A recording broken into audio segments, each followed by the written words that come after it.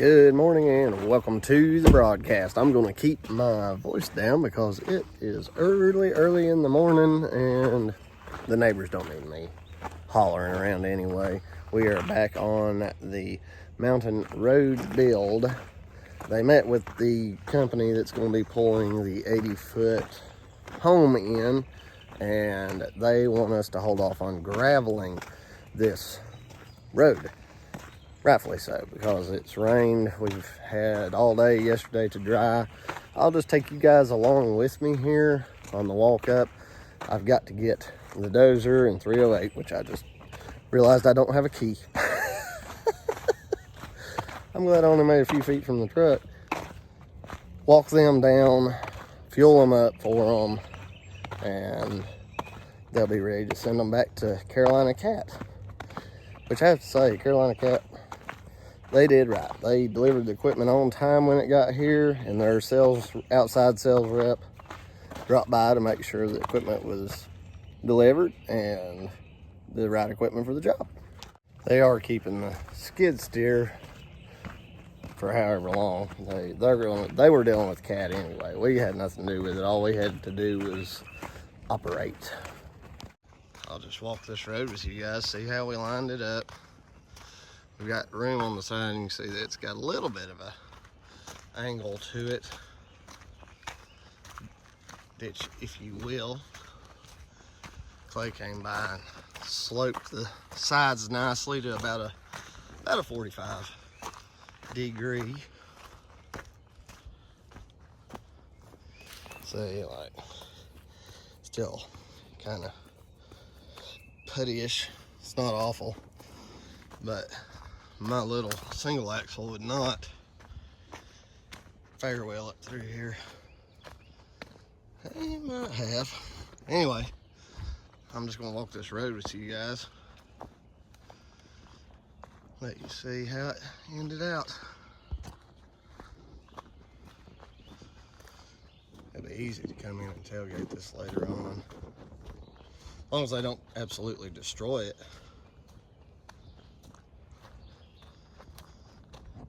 Nice little road. I think you may get my buddy Jake with his grinder in here. Grind all this brush and trees and stuff up. I had a blast running that new D3. Ooh. It's a hike up here, folks. Finished this area out pretty good. A few rains and it'll smooth everything out. We just adjusted the price down for not having to haul all the stone in that was going to be needed. Going to be a house going there, I think, and that up through there. We did cut a driveway in for the house up there. I'm not walking up there today. This is going to be their parking area. So this is the D3 next gen dozer that I got to use, and I had a blast. Here's the 308. I might play around with it a little bit. I didn't actually get to run it any, but just watching Clay pushing trees with it, it's a solid machine. Way better balance than Yanmar and Bobcat, really. Now, how it compares to Takeuchi, I can't say, because I haven't run a newer Takeuchi. That thing's got a really nice cab on it. Look how big that is. That thing's cool. Let's get in this thing and move down the hill. This thing's definitely easy to get in and out of. Please don't turn over. Gotta have my coffee.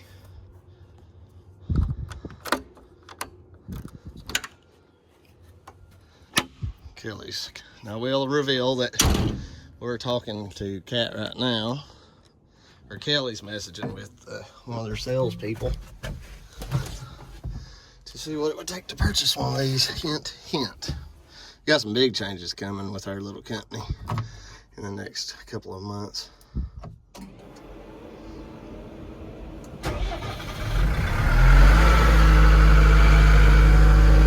I really loved that.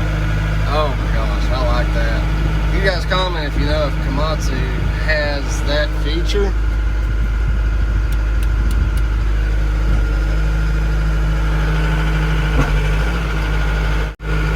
Steeper jobs, you got your foot bracing, or if you just like putting your feet up there.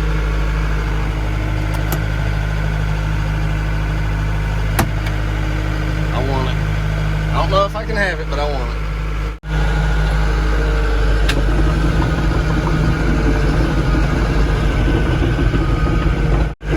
Super easy controls.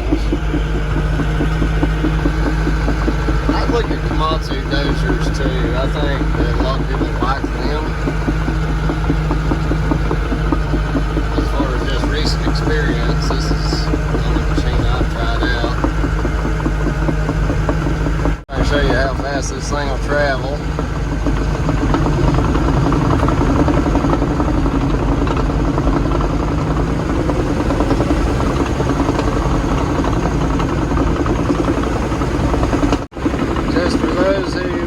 May not know it or think about it. When you're cutting a road in, make sure you push your wood far enough back from the road that you don't accidentally cover it with dirt, because somebody who doesn't know it may end up paving over that road, and as that road wood rots and deteriorates, so will the road.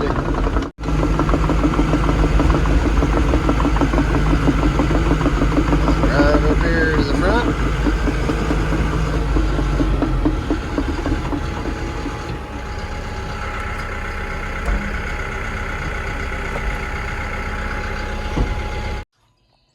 $121. It took us right at, I think, 3.5 to 4 hours to cut that road.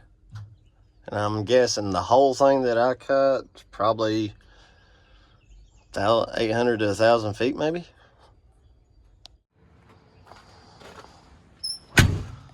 Just to give them a quick little shout out, it's Carolina Cat Equipment Rental that hooked them up with this sweet little dozer.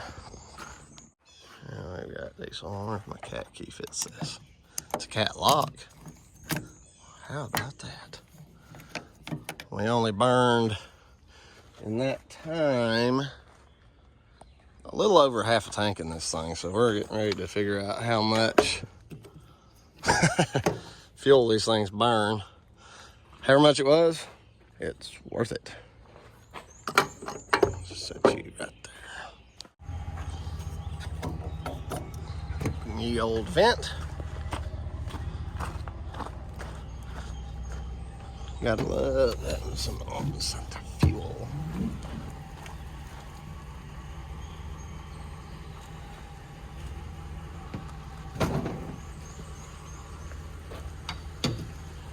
Get in there. Is this got an anti-siphon in it? I don't know. I just don't know.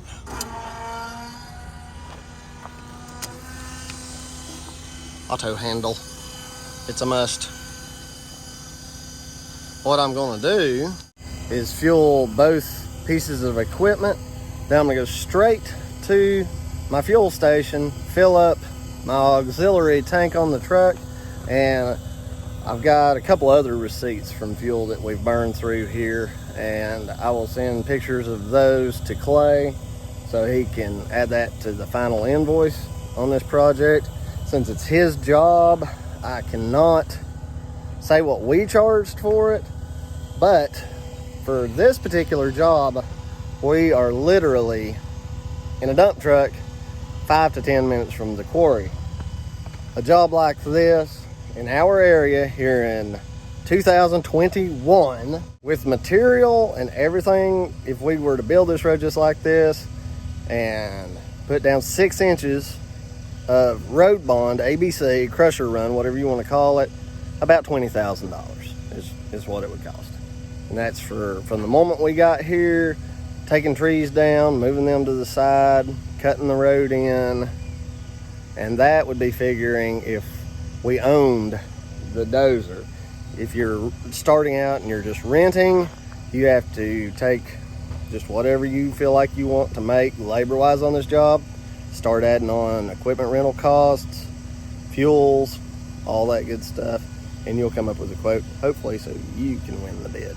It will not be long after you start a business like this that you get tired of toting 5-gallon jugs. So if you get into doing jobs like this to where you're burning through multiple tanks of fuel without rolling to the fuel station with the machine, 5-gallon jugs stink. It is not fun toting those things and holding them up to fuel the equipment. You'll end up getting one of these auxiliary tanks. I got mine from Tractor Supply, but you can get them at all kinds of different places. She's thirsty.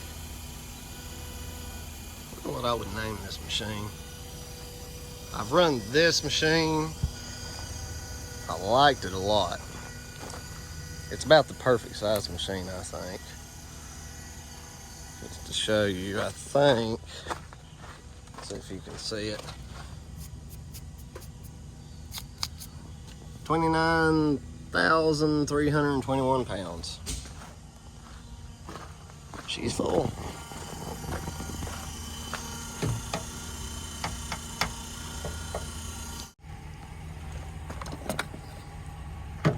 Oh, I'm pushing the wrong way, ain't I? Tell I don't fool with those kind of caps much.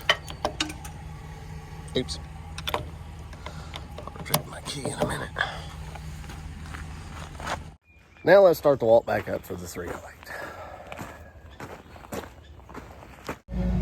We are now sitting in the Cat 308 mini excavator, MIDI.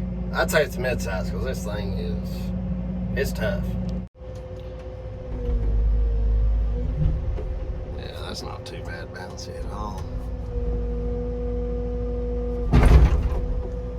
That stick that's a long stick, I think.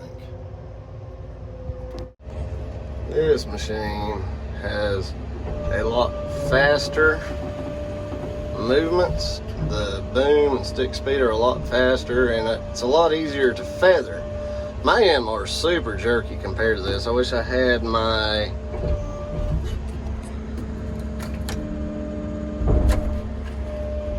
magnetic camera mount and I can show you guys how much easier it is to just like rake the ground and keep a steady grade and everything. I like this. I'm not real big on these thumbs that go in narrow. I like them a little bit wider, but it'd be easy to add a couple of tines on there. You go to backup, you've got a backup camera. You can control your screen with this button right here.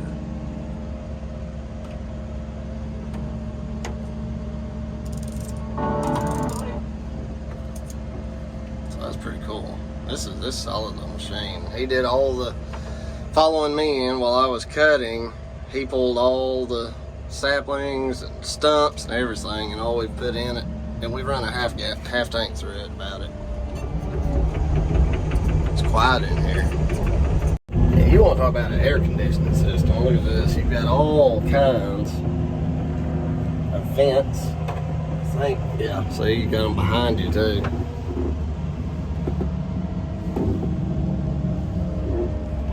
I like it a lot. And it does have stick steer. And it does have stick steer. Let's see if we can. See what this does. Let's play around here for a minute. Okay, so I think what I have to do.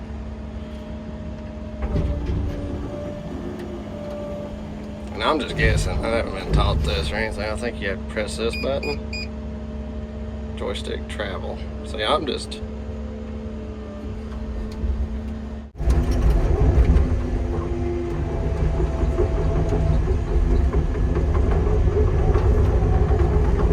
Oh man, I am spoiled. I am spoiled. I'm a spoiled boy. Sorry about the shaking. This sucker will move. I just get a touch of footage without shaking like crazy. Nope, not likely. I like that. Oh my gosh, that's nice. I don't know if my next excavator will be a cat, but it will have that stick steer. That is something. So I've been playing with this a little bit. You can enable this stick steer and enable it to work with the blade.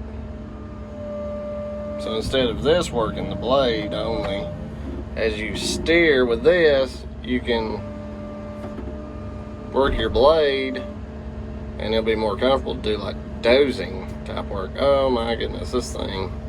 It is no wonder why cat is so expensive. They must have listened to the operators, is all I'm figuring. That's it for the tour of this little cat 308E. Let's see, 308CR. I don't know why I thought it was E. Let's put some fuel in it. We'll go and fill up the auxiliary tank so I can tell you guys total how much fuel we burn between these two pieces of equipment. I would really like for you guys to comment, seriously, comment for me on this one. Equipment that you've run, similar sizes, do they have similar features, different brands? Because I'm not totally sold on cat equipment. In our area, I think they probably do have the best service reputation that I know of. And I've talked to a bunch of bigger guys that have bigger companies, and they tend to go with cat in my area. But I am a poor little country boy, so money is a factor, a big factor. Therefore, I've got to consider weighing pros and cons as to which brand we go with next. Hopefully we find a home with somebody, but I mean, if we go with cat and then they start making equipment that's not good 10, 15 years down the line, we would just have to swap to a different company. So just because these companies, we may have a great experience now, doesn't mean they can drop the ball later and we won't leave. Now, I did just run this 289 very briefly to show Clay how to run a skid steer. It seems like a pretty good little machine. I mean, they're all pretty well brand new. Therefore, it hasn't had time to show anything that doesn't hold up, but it's a fun little machine to run. It zips around at nothing. I just filled up the transfer tank on my Ram, and it cost right at $340 in fuel to fuel the dozer, the excavator, and what little bit of material I hold with the F750. It charges that. Not too bad for that much work. So now you guys know about how much it costs to fuel all that stuff. Hopefully you enjoyed the video. You guys be sure to like, comment for me. Tell me what you think about that D3. And we will see you on the next video.